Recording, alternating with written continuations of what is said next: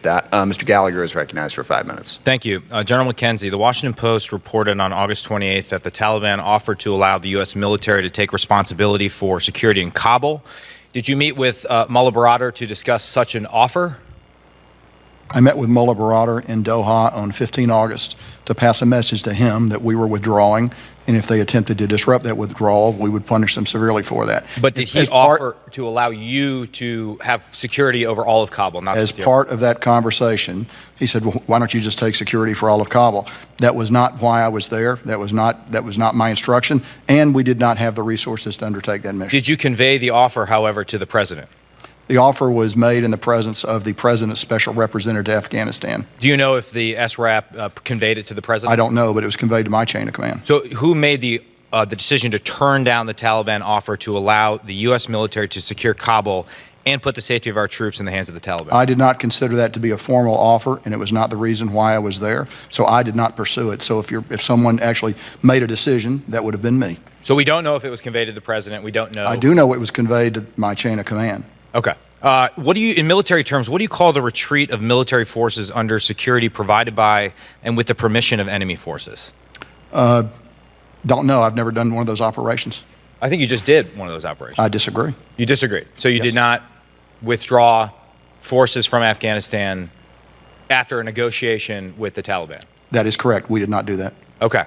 So this would not be a conditional surrender, in your opinion? This would not be a conditional surrender. What would you describe the operation? I would describe it as a non-combatant evacuation operation that we conducted with our own timing and with our own forces, and we warned the Taliban that if they interfered with that operation, we would strike them hard. They chose not to interfere with that operation. Okay, so you're saying the meeting you had in Doha was just to let the Taliban know this is what we're doing, you know, take it or leave it, but you were operating at that point under the agreement we had negotiated with the Taliban for surrender, right? The Doha agreement.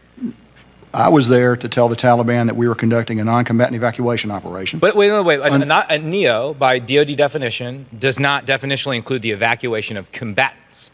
You were also evacuating combatants, so the NEO was part of the operation. Actually, no, you're wrong.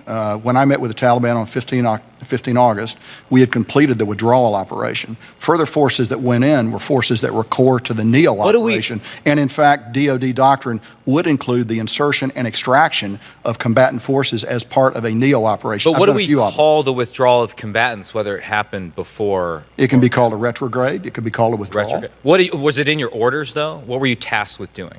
I was tasked to conduct a non-combatant evacuation operation.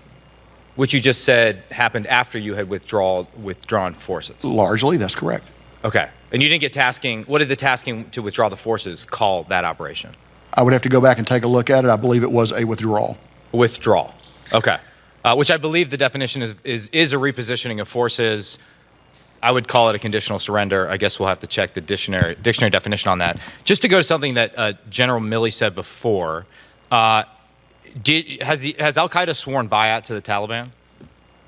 I believe there's a deep relationship between the Taliban. But have they sworn bayat? Just yes or no? I couldn't answer that question for you right now. Oh, I believe General Milley said it before. Has the Taliban renounced the previous oath that Al-Qaeda swore? The Taliban and Al-Qaeda have a very close relationship, and I do not expect the Taliban to seriously interfere with their basing and repositioning in Afghanistan, which is, I think, the question you're asking. Okay, yeah. Well, let me get it a different way. The new interior minister for the Taliban government is Siraj Haqqani. He's a known Al-Qaeda associate. Is there any evidence that he or the Haqqani network has broken with Al-Qaeda? None. Did the March attack on Fob Chapman breach the Doha agreement, in your opinion? No, it did not. It did not. General McKenzie, do you know which Taliban forces were actually providing security in front of the airport? Yes, we do.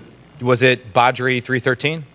They were part of it. There were other elements as well. It was a hodgepodge of units. But Badri 313 was part among of it. others. Among others. A group that specializes in suicide bombing attacks.